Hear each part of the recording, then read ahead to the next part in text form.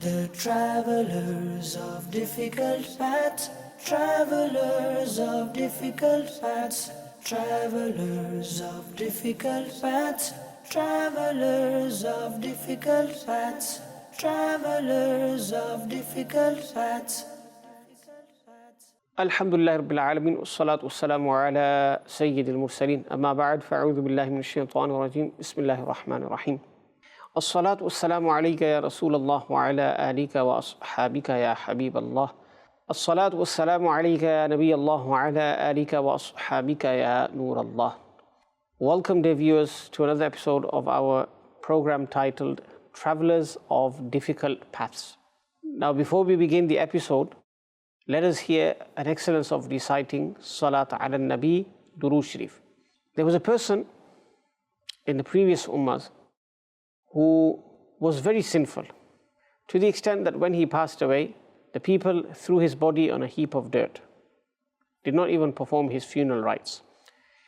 The Prophet of the time was given a command to ensure that his burial rites, etc., take place.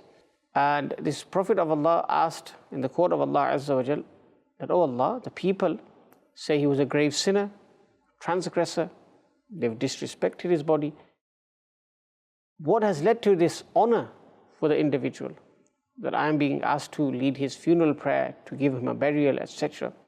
And it was mentioned by Allah Jalla wa Ala, this person was sinful, no doubt. He was a transgressor.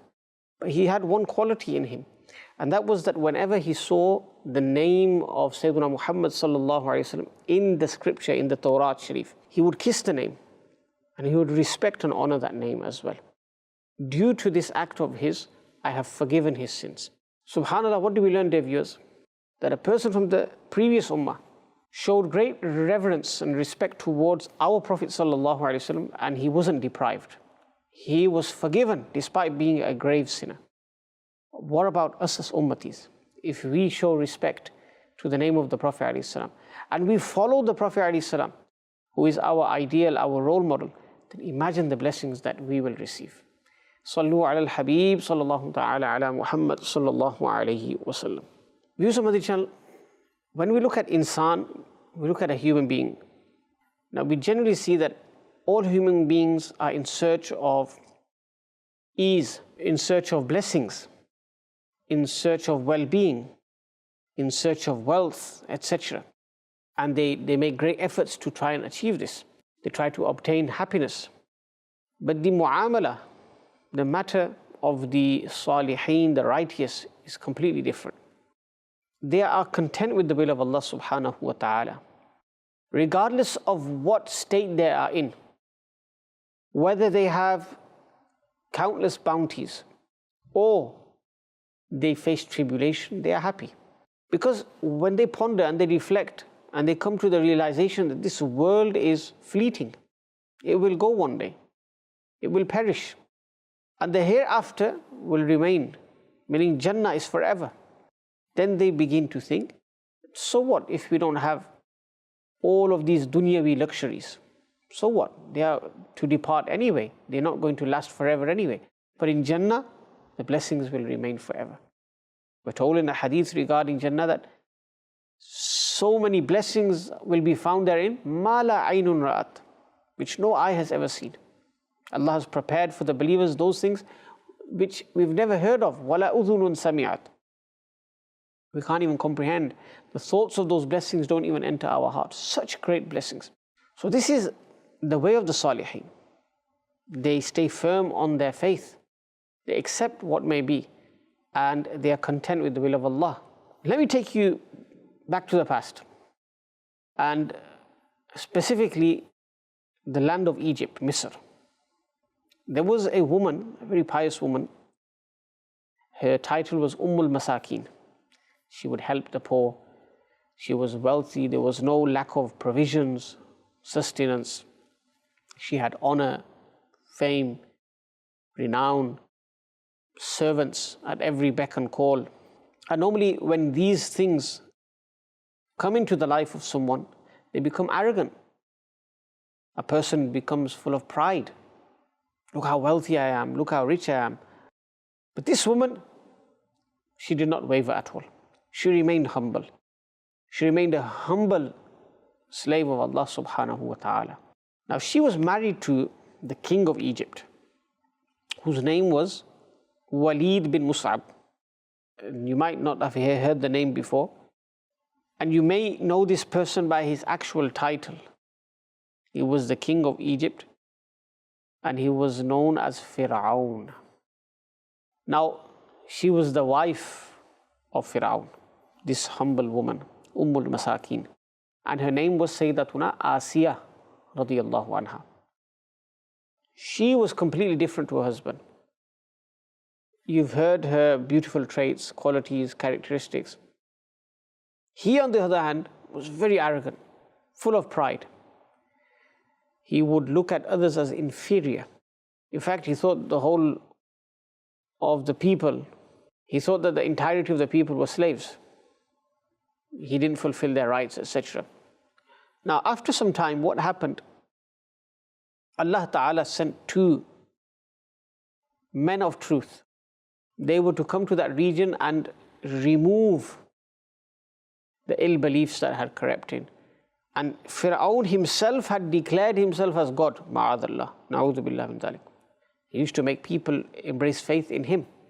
Now these two men of truth, flag bearers of truth, they were sent by Allah Jalla wa ala. Who were they? Sayyiduna Musa alayhi salam and Sayyiduna Harun alayhi salam. Brothers and prophets of Allah subhanahu wa ta'ala. And what was their message? Their message was clear. That, oh people, worship Allah alone. And they would give rational proofs to people that Fir'aun, who claims to be God, who created Fir'aun? Surely there was someone who created him. People, we were created, you were created, Fir'aun was created. This alternation of the day and night, who is behind that?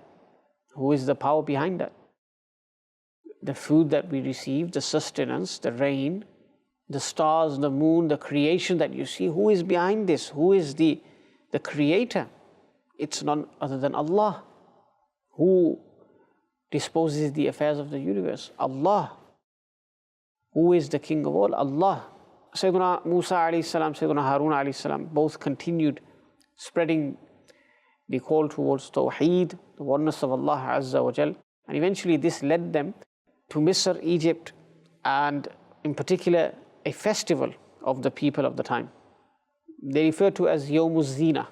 Fir'aun knew by now that these people, they are against me, because they had already been to his court and they had explained to him that, look, what you're doing is wrong. Don't call towards yourself, call towards Allah. So here in this festival, Yawmuz Zina, Fir'aun wanted to subdue these two prophets of Allah.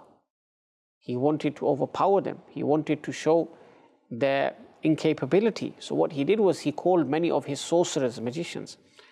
He said, I want you to perform such magic tricks which show dominance over these two individuals. So what happened? Those magicians of Fir'aun, they took an oath upon his name and they threw their sticks, they threw their ropes, and all of a sudden they turned into snakes. This was an illusion. The people could see snakes slithering everywhere at a quick pace. The whole field is full of them. Then what does Sayyidina Musa alayhi salam do? Sayyidina Musa alayhi salam has already warned the people, don't believe Fir'aun to be God. وَيْلَكُمْ لَا تَفْتَرُوا عَلَى اللَّهِ كَذِبًا فَيُسْحِتَكُمْ بِعَذَابٍ. What's wrong with you people? Do not fabricate a lie upon Allah, lest He punish you. فَيُسْحِتَكُمْ بِعَذَابٍ وَقَدْ خَابَ مَنِ افْتَرَى. And those people who fabricate, they suffer loss. Now, the snakes are slithering everywhere. People are fearful when they see this illusion.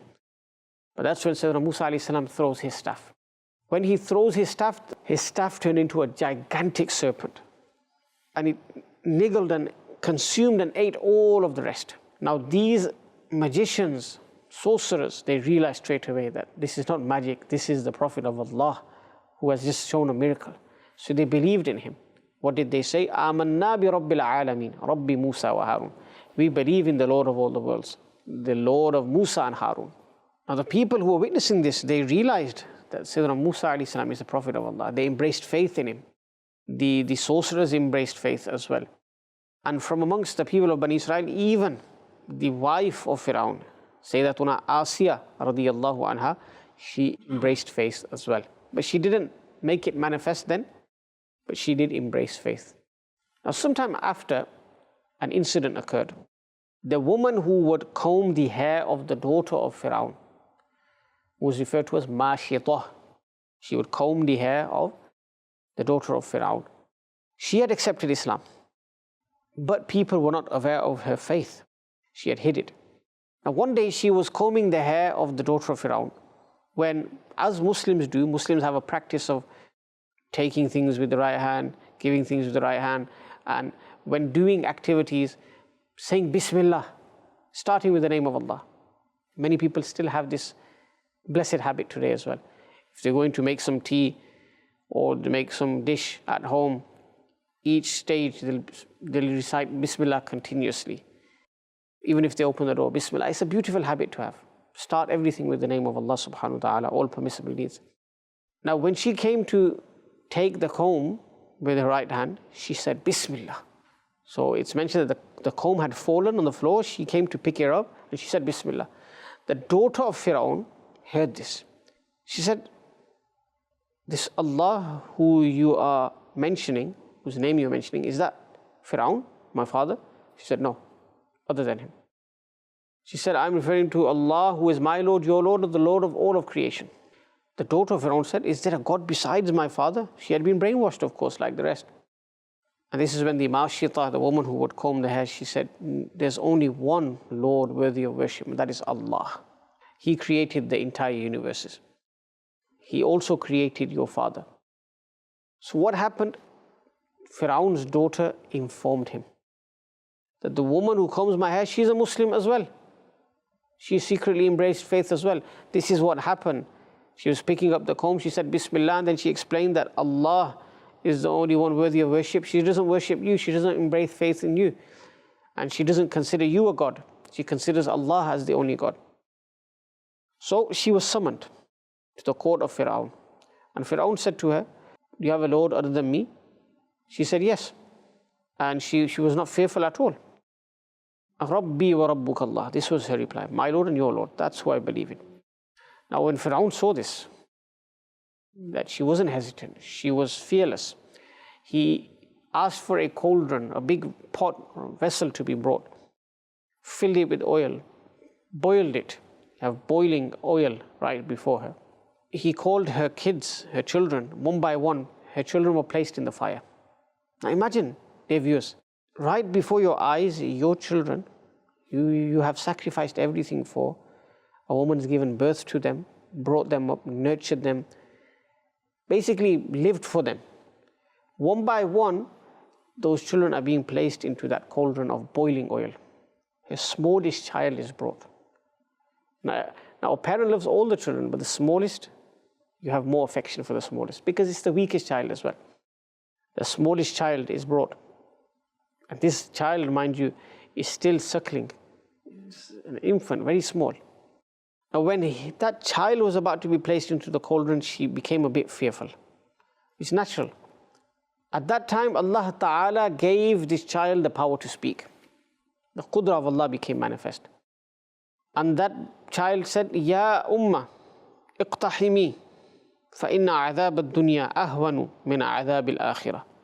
Oh beloved mother, do not fear, because the difficulty faced in the world is less severe than the difficulty, the punishment rather, of the hereafter. So this is nothing. And this again gave her that resoluteness, determination, steadfastness. And again she denied Fir'aun. She said, no, I believe in Allah alone. That child has also been killed. And eventually she's placed into the fire as well. She's killed as well. Martyred. I use the word killed, but in fact she attained martyrdom. That was her faith in Allah subhanahu wa ta'ala that led her to stay firm on her belief. Now, going past by a grave and fragrance emanating from it, that's definitely the grace of Allah subhanahu wa ta'ala, and that's what happened with her. Now, When Sayyidatuna Asiya radiallahu anha, the wife of Fir'aun, heard about this, that this woman was placed into hot oil with her children. Why? Because she accepted Allah subhanahu wa ta'ala as the only one worthy of worship, the only Lord. And she was gentle-hearted anyway. So this event led to her becoming more stronger in her belief and in following Prophet Musa alayhi salam. And inside her heart, she began to think, how long will this oppression last? That Fir'aun is continuing to oppress people. How long will I remain quiet for? I can't do this any longer. Now, when Fir'aun left his court and he mentioned the whole story to Sayyidatuna Asiya radiallahu anha boastfully, ma'adallah, she began to cry. And she said, Waylak, woe to you. What has led you to becoming arrogant before Allah subhanahu wa ta'ala? To try and be an opponent of Allah? This arrogance, where does this come from? And then Fir'aun said, have you also been affected by what they were affected with? The same mindset that Mashita had, have you adopted that as well? And Sayyidatuna Asiya radiallahu anha said, no, I'm not affected in any way. I've realized the truth. I believe in Allah subhanahu wa ta'ala and this great Prophet of Allah subhanahu wa ta'ala. Now initially, Fir'aun, he was gentle and he thought, look, I will entice her, I'll give her luxuries, give her what she wants, I will increase her allowances, everything, and she'll be mine again. But remember, people of Allah subhanahu wa ta'ala cannot be bought. They won't sell their iman. You can give them anything, they will never sell their iman. So she was firm. And eventually he called her mother and said, look, tell your daughter to sort herself out. She's claiming to believe in Allah. I have declared my Godship, ma'adallah. So why doesn't she believe in me? And if she persists, I'm going to deal with her. She's going to be killed. Sayyidatuna Asiya radiallahu anha, she said, how can I disbelieve in Allah? Just for the sake of these dunyawi luxuries and bounties, I can't deny Allah subhanahu wa ta'ala. The narrations mention that this is when she began being punished by Fir'aun. Various punishments were inflicted upon her. Nails were struck into her hands, her feet. Big boulders, heavy items were placed on her chest to crush her chest. She was placed out in the sun whilst in this state as well. And so much dhulm she faced, so much oppression, but she did not denounce her Islam. She did not leave the fold of Islam. And it states that she was very clear in her belief. She said, look, you can do anything you want to me. You can kill me. You can split my body into many parts, tear my body into numerous parts. I will not leave the religion of Islam. I will not denounce my faith in Allah. Once Sayyidina Musa alayhi salam passes by her, so she asks, O Prophet of Allah, is my Lord happy with me or displeased? Musa alayhi salam replied, O Asiya, the angels of the heavens are waiting for you. Allah knows of your feats. Whatever you ask for, Allah will accept it. Ask Allah. And it was mentioned, رَبِّ ابْنِي لِي عِنْدَكَ بَيْتًا فِي الْجَنَّةِ وَنَجِّنِي مِنْ فِرْعَوْنَ وَعَمَلِهِ وَنَجِّنِي مِنَ الْقَوْمِ الظَّالِمِينَ. So Allah grant me a house in your proximity in Jannah and save me from Fir'aun and his qawm, his actions, and save me from the oppressive nation. So she saw this palace. When looking up, she was given glad tidings of a place in Jannah, subhanallah, when she asked for this. And eventually she attained martyrdom. So this is a great lesson for believers. Remain firm on your faith. Never sell your faith. Look at the story of Sayyidatuna Asiya radiallahu anha. They traveled difficult paths, but they came out successful. May Allah Ta'ala grant us true iman for their sake. Ameen. Bijahin Nabil Ameen. Sallallahu alayhi wa alihi wa sallam. The travelers of difficult paths, travelers of difficult paths, travelers of difficult paths, travelers of difficult paths, travelers of difficult paths.